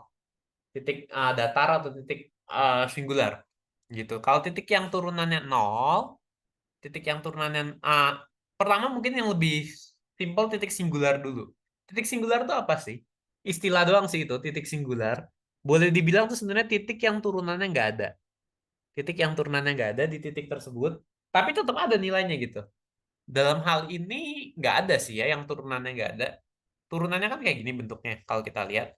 X kuadrat dikali X kurang 3. Dia akan selalu ada nilainya, berapapun X-nya. X-nya 1, X-nya akar-akaran, X-nya min 3. Nilai ini akan selalu ada. Gitu kan kemarin nih ya beberapa kandidat yang bikin nggak ada itu adalah kalau ada akar yang negatif, kalau ada pembagian dengan 0, kalau ada logaritma negatif yang kemarin aku sebutkan kan kira-kira yang kayak gitu yang bikin nggak ada. Nah, di sini tuh bentuknya itu bentuk biasa, polinomial doang. Gitu, polinomial X kuadrat dikali X kurang 3. Jadi bisa dibilang titik singular nggak ada. Titik yang turunannya tidak ada itu nggak ada. Semuanya ada turunannya. Berarti kamu cukup urus titik yang turunannya 0. Dan titik yang turunannya 0, berarti kita sama aja nyari fx sama dengan 0. Fx sama dengan 0, tadi kita, f aksen x sama dengan 0. F aksen x sama dengan 0, tadi kita udah cari. Ini, x-nya 0 sama x-nya 3. Jadi buat yang C, kita udah tahu titik ekstrimnya itu akan ada di mana. Akan ada di x sama dengan 0 atau x sama dengan 3. Nah, ini baru x-nya doang. Baru absis. Namanya titik, terdiri dari absis dan ordinat. Sebentar. Diketahui turunan pertama dan kedua begini. Tentukan titik ekstrim fungsi f. Yang namanya titik itu seharusnya x, y ya. Cuma di sini kita nggak punya fx-nya sama sekali. Kita nggak punya fx-nya sama sekali. Bisa sebenarnya diintegralkan dari f aksen x-nya. Tapi kalau diintegralkan dari f aksen x-nya itu masih tak tentu di sini. Masih muncul konstanta. Dalam artian sebenarnya di sini fx-nya apa sih? Fx-nya itu langsung aja mungkin aku percepat dulu. 1/4 x pangkat 4 dikurang x pangkat 3. Ini fx-nya. Fx-nya bentuknya kayak gini, tapi plus C. Masih ada plus C-nya. Jadi kalau kita mau cari titik ekstrim, x, y-nya di sini nggak bisa. Kamu masukin 0 x-nya, y-nya berapa, c. C itu belum jelas berapa. Nggak bisa. Di sini oke, berarti aku akan jawab. Di sini kondisinya ya. Kondisinya di soal ini dia nanya titik. Ketika disebut titik itu sebenarnya harusnya x, y. X, y. Tapi kondisi informasi di soal nggak memungkinkan kita untuk mencari x, y itu. Karena yang diketahui cuma turunan pertama dan turunan kedua. Gitu. Yang diketahui cuma turunan pertama dan turunan kedua. Jadi di sini kita nggak bisa cari titik x, y itu. Jadi kita kalau kondisi kayak gini, aku akan menjawab seperti ini. Titik ekstrimnya di x sama dengan 0 atau x sama dengan 3. Gitu. Lanjut ke titik belok. Yang D. Titik belok berarti di sini adalah ketika turunan keduanya 0. Sama berarti jawabannya x sama dengan 0 atau x sama dengan 2. Gitu. X sama dengan 0 atau x sama dengan 2. Gitu ya. Ini buat yang D. Titik belok itu urusannya sama turunan keduanya 0. Yang didefinisikan sebagai titik belok adalah titik yang turunan keduanya 0. Dalam hal ini di 0 sama di 2, 0. Tadi kita udah cari. Seharusnya kalau namanya titik itu ada absis, ada ordinat juga. Tapi dalam soal ini informasinya nggak cukup untuk menentukan ordinatnya. Gitu. Jadi jawabannya cuma dalam x-nya doang.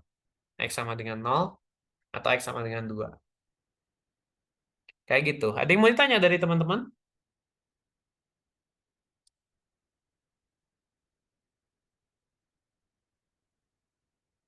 Kayaknya aman sih, Kak. Aman ya? Yang lain? Aman? Aman, Pak. Aman. Oke.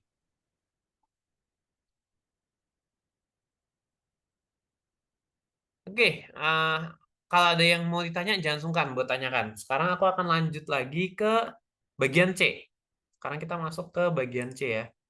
Bagian C uraian panjang. Pak, boleh minta yang jelasin yang uraian yang nomor 2 nggak, Kak? Yang 2, oke boleh. Nomor 2 ya. Kita akan bahas nomor 2. Oke, ini dia. Kayaknya soal cerita. Aku akan coba bahas bagian C nomor 2. Oke. Pada suatu saat sebuah balon udara berada pada ketinggian 50 meter, tepat di atas sebuah titik A, dan akan mendarat di titik tersebut. Seorang pengamat yang berada di tanah dan berjarak 50 meter dari titik A melihat balon tersebut turun. Misalkan balon turun dengan laju 5 meter per detik. Berapakah jarak antara balon udara dan pengamat pada saat itu? Oke, ketika dapat soal kayak gini, akan lebih gampang kalau teman-teman gambarkan. Opsional sih ya, opsional. Teman-teman mau nggak menggambarkan sama sekali nggak apa-apa. Cuma ya mungkin berarti kalau nggak digambarkan, teman-teman akan perlu punya gambaran di otak. Oh ini kayak gini kira-kira, ada bayangannya gitu. Tetap jadi mungkin kalau aku anjurkan, digambar dulu nggak apa-apa. Gitu, di sini katanya ada balon udara ketinggiannya 50 meter. Jadi aku gambar balon udara semacam miniatur aja gitu ya, miniatur balon udara. Ini katanya ketinggian 50 meter di atas, tepat di atas sebuah titik A. Titik A berarti di sini. Ini ya misalkan tanah, teman-teman boleh anggap titik A ini tanah. Itu tanah, titik A ini tempat mendaratnya dia. Dan katanya jarak ini tuh 50 meter. Balon udaranya titik aja, nggak usah dianggap, oh 50 meter tuh terhadap ujung bawahnya atau ujung atasnya. Ya pokoknya balon udaranya gitu. Balon udara dianggap sebagai sebuah titik aja gitu. 50 meter. gitu ya. Terus katanya seorang pengamat berada di tanah berjarak 50 meter dari titik A. Oke, berarti ada pengamat. Pengamatnya kita gambar di kanan. Sebenarnya di kiri juga nggak masalah sih. Pengamat di tanah katanya jaraknya 50 meter terhadap titik A. Gitu. Melihat balon udara tersebut turun. Balon udaranya turun 5 meter per second. Turun ke bawah 5 meter per second. Yang A, berapa jarak antara balon udara dengan pengamat? Jarak antara balon udara dengan pengamat pada saat itu. Ada yang bisa jawab nomor 2A. Paling mudah ini.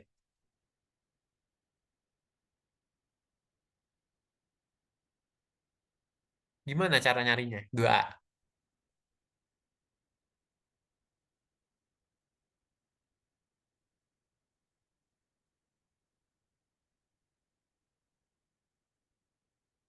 Pendapat? Ayo. Nggak susah? Serius? Nggak susah? Pitagoras, Sek. Gimana? Pitagoras, Sek. Pitagoras, betul. Ya, sesimpel Pitagoras ya. Nih, kamu bisa anggap ini sebagai segitiga antara balon udara, pengamat. Aku gambar pakai apa ya? Merah deh. Balon udara, pengamat dengan ini, kamu bisa anggap sebagai segitiga. Di sini ini 50, ini 50. Dengan cepat, berarti yang A itu jaraknya, aku misalkan pakai sebuah variabel ya, S. Aku pakai S untuk jaraknya misalnya. Itu adalah akar dari 50 kuadrat tambah 50 kuadrat. Akar dari 2.500 ditambah 2.500. Akar dari 5.000. 50 akar 2. Oke, itu buat yang A. Nggak susah. Kita lanjut ke yang B. Seberapa cepat perubahan jarak antara balon udara dan pengamat pada saat itu? Berarti yang di B ini yang ditanya apa sih sebetulnya? Ada yang tahu nggak yang ditanya itu apa? Kalau dalam rumus atau notasi matematika yang ditanya itu apa?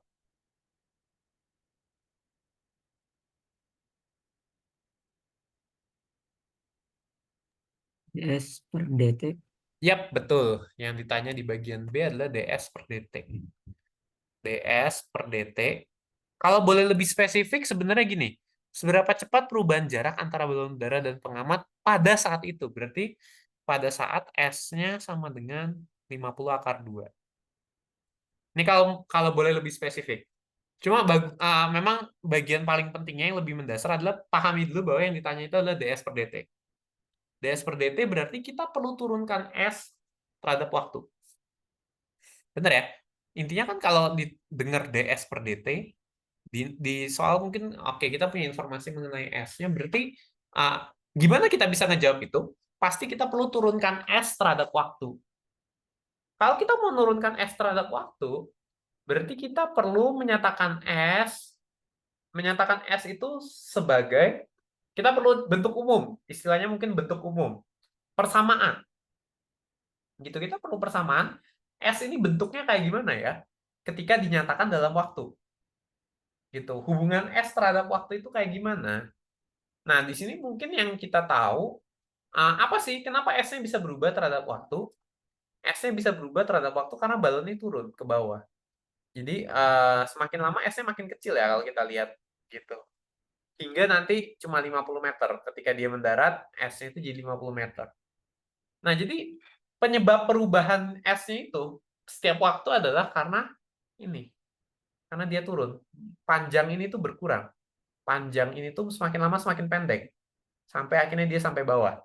Maka dari itu, nah ini mungkin bagian yang pentingnya di sini ya, teman-teman menyadari dulu bahwa teman-teman perlu variabel yang menyatakan bagian ini. Gitu. Mungkin itu sesuatu yang nggak biasa. Yang teman-teman perlu banyak belajar dari soal cerita. Teman-teman perlu menyadari bahwa teman-teman perlu menyatakan variabel di sini. Misalkan aku sebut variabelnya itu adalah H ketinggian ya tadi. Kan kita beberapa sebelumnya juga ada tinggi itu kita pakainya H. Nah, jadi di sini aku sebut nih variabel H. H kayak ini aja H. Nah, berarti kalau aku punya H, aku bisa tuliskan S-nya. S ini kan ini kebetulan S pada saat awal, atau aku bisa tulis S0. Kalau di fisika mungkin kadang suka dikasih 0, V0 gitu. Indeks awal S0. Nah, sekarang berarti aku bisa tuliskan S secara umum. Secara umum tuh bukan yang di awal doang. Yang di setiap saat itu adalah akar dari 50 kuadrat ditambah H kuadrat. Gitu. 50-nya ini nggak akan berubah kan? 50-nya ini nggak akan berubah karena balonnya turun. Selama proses turun, ininya tetap 50-50 aja gitu. Yang beda nanti hanya ini akan berubah-ubah gitu. Tapi S-nya ini kan selalu ngikutin kayak tadi sebenarnya. Kayak tadi di soal tabung itu kan kita punya aturan tingginya itu selalu 2 kalinya jari-jari gitu. Nah, kalau yang ini kan S-nya itu selalu ngikutin S-nya itu selalu akar dari 50 kuadrat tambah H kuadrat. Berapapun H-nya nanti. Gitu. Kira-kira kan bisa dianggap kayak gitu. Nah, jadi kita punya bentuk ini. S-nya sama dengan ini. Ketika kita mau cari DS per DT, DS per DT, berarti kita turunkan yang kiri terhadap T. Yang kiri kita turunkan terhadap T. Jadilah DS per DT. Nah, resikonya, kalau persamaan yang kanan juga harus diturunkan terhadap T. Yang ini juga harus diturunkan terhadap T. Gimana cara menurunkan terhadap T-nya? Ya, ini kita gunakan aturan rantai gitu. Ini kamu bisa anggap U sama dengan 50 kuadrat plus H kuadrat. Berarti kan ini sebenarnya U pangkat setengah gitu. Ini U pangkat setengah. U pangkat setengah. Berarti kita bisa turunkan dulu, misalkan nih, ini kita sebut misalnya S, S ya, memang S gitu. DS per DT itu DS per DU dikali DU per DH dikali DH per DT. Aturan rantainya ini 2 kali. Sebenarnya kalau teman-teman pelan-pelan aja dulu. Coba pikirkan, teman-teman tuh kalau kalau misalkan pusing dengan nih, teman-teman lihat bentuk kayak gini tuh gimana cara teman-teman nurunkannya? Apa yang teman-teman bisa lakukan? Oh, aku tahu misalkan 50 kuadrat plus H kuadrat di akar tuh diubah jadi pangkat setengah. Gitu. Misalkan itu yang aku tahu. Setelah itu kalau pangkat setengah, cara nurunkannya gimana sih? Oh, ini jadi setengah, terus 50 kuadrat ditambah H kuadrat, pangkat min setengah. Tapi ini kan berarti seakan-akan kamu nurunkan terhadap ini. Terhadap U tadi sebenarnya aku sebut sini U pangkat setengah. Setengah, U pangkat min setengah gitu. Jadi, oh berarti tadi yang aku lakukan adalah aku turunkan terhadap U. DS per DU. Oh, berarti aku perlu kali DU per DT kalau aturan rantai. U-nya sendiri apa? U-nya sendiri ini kan. U-nya sendiri ini. Tapi U yang ini itu adanya tergantung H. Kita nggak punya tergantung T-nya. Oh, berarti tulisnya DU per DH. Cara nyari DU per DT-nya itu adalah DU per DH dikali DH per DT. Nah, itulah kenapa jadi atur rantai yang kayak gini kira-kira. Gitu. DS per DU-nya yang tadi ini setengah dikali 50 kuadrat plus H kuadrat pangkat min setengah. Ini DS per DU-nya sebenarnya sesederhana nurunin U pangkat setengah ya. Itu kan S-nya sama dengan U pangkat setengah kalau kamu perhatikan di sini. Ini aku misalkan jadi U. Jadi S-nya itu adalah U di akar. Akar U atau S-nya itu U pangkat setengah. Jadi DS per DU-nya, DS per DU, itu adalah setengah U pangkat min setengah. Gitu, setengah U pangkat min setengah. Atau U-nya kalau langsung diganti, balikin jadi ini gitu. Jadi kalau teman-teman belum terbiasa bisa pelan-pelan. Di sini aku coba percepat karena sepertinya waktu kita sebentar lagi habis dan mungkin jadi soal terakhir gitu. Dikali DU per DH. DU per DH aku punya U-nya kayak gini. Berarti DU per DH-nya apa? Kalau U sama dengan 50 kuadrat plus H, DU per DH, berarti 50 kuadrat itu konstanta doang, 2500 ya, tapi konstanta. Sisa 2H-nya diturunkan, H kuadratnya diturunkan jadi 2H. Dari sini dikali 2H, dikali DH per DT. Gitu, DH per DT ini apa sih? DH per DT ini adalah laju perubahan H setiap waktunya. Gunakanlah informasi ini. Misalkan balon turun dengan laju 5 meter per detik. Berarti setiap detik hanya akan berkurang 5. Hanya semakin lama semakin pendek. Berarti secara nggak langsung, kalimat terakhir di soal ini menyatakan bahwa, bagian ini, itu menyatakan bahwa DH per DT sama dengan min 5. Gitu, sama dengan min 5. Cuma nggak disebutkan secara langsung. Gitu. Jadi, di sini, DS per DT-nya apa? DS per DT-nya itu setengah kali 50 kuadrat plus H kuadrat pangkat min setengah kali 2H kali min 5 di sini. Ini min 5. Gitu. Nah, sekarang baru dia tanyanya ds per dt pada saat S-nya 50 akar 2. Atau kalau kita lihat di sini variabel yang kita punya apa? H ya, H semua. H semua. Berarti pada saat H-nya berapa? Kan dia nanya seberapa cepat perubahan jarak antara balon udara dan pengaman pada saat itu. Berarti saat H-nya adalah 50. Substitusi aja hanya 50.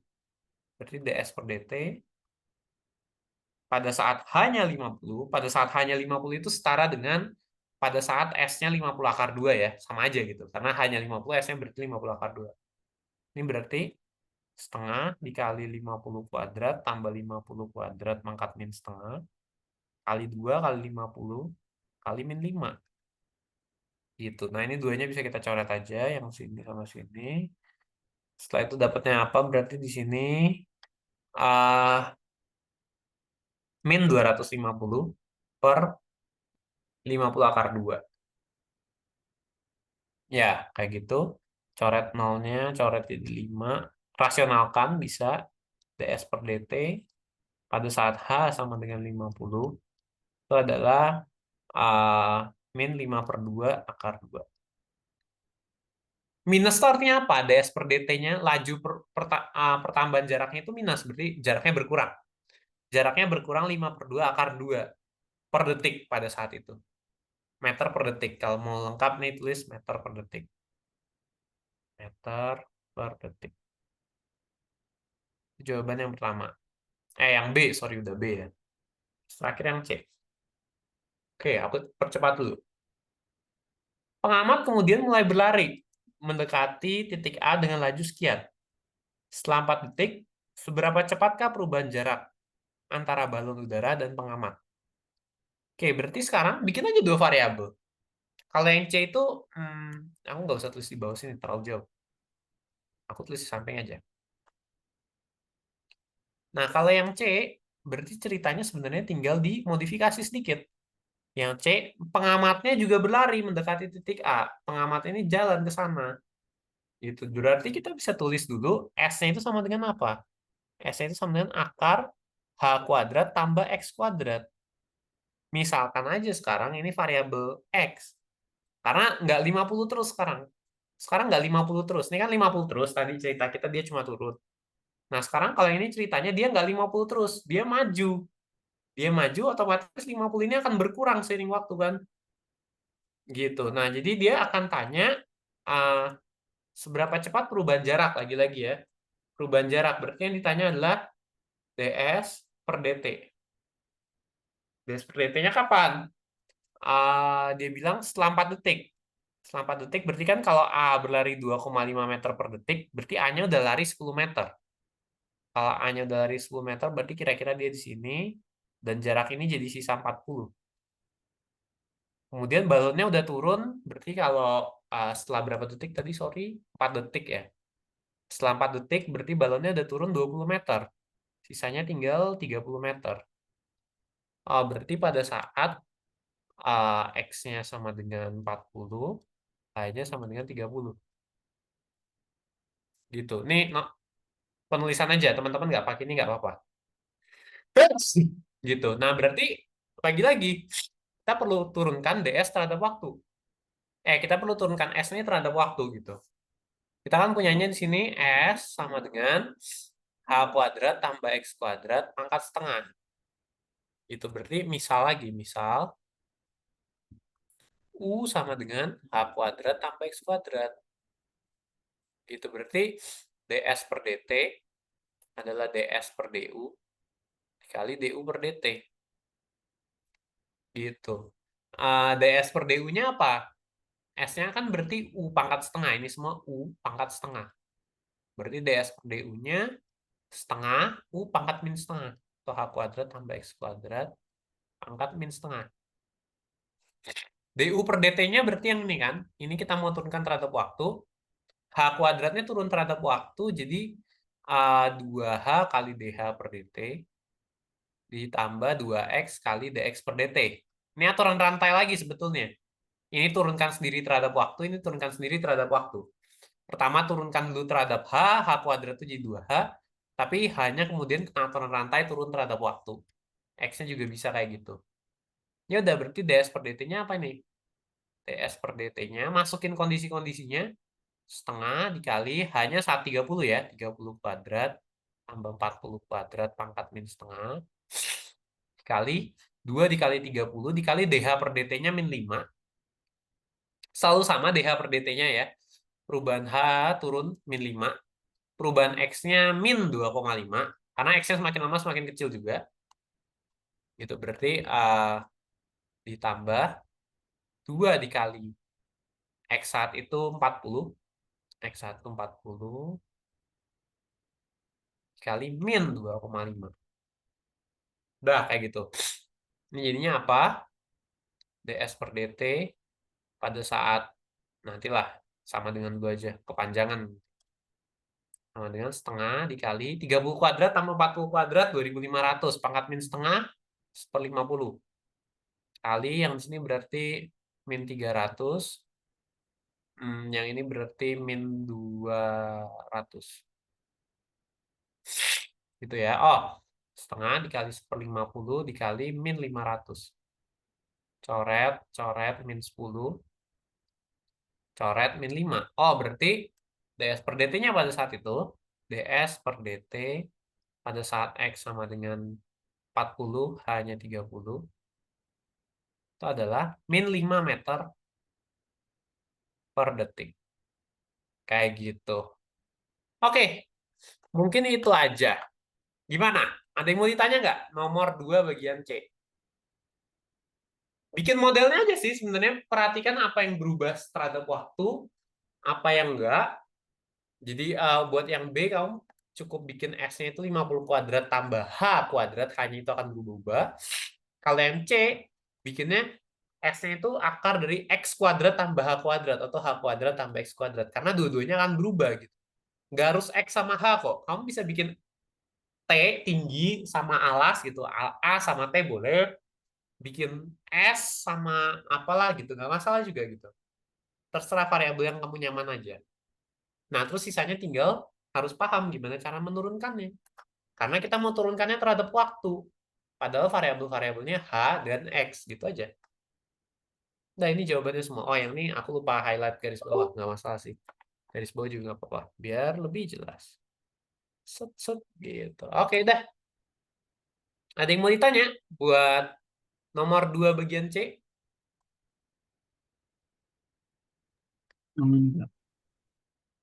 Man? Oke, kalau ada yang mau ditanya dari teman-teman juga jangan sungkan buat chat aku. Sesi kita udah selesai, sebetulnya waktunya udah terlewat. Jadi mungkin langsung aku tutup aja sesi hari ini. Nggak aku lanjutkan ya. Mungkin sebetulnya aku masih tertarik untuk menjawab nomor 4 sih di soal cerita ini bagian C. Cuma karena waktunya udah lewat, jadi aku langsung tutup aja sesi hari ini. Aku hentikan rekamannya. Sebentar, mana ya hentikan rekamannya.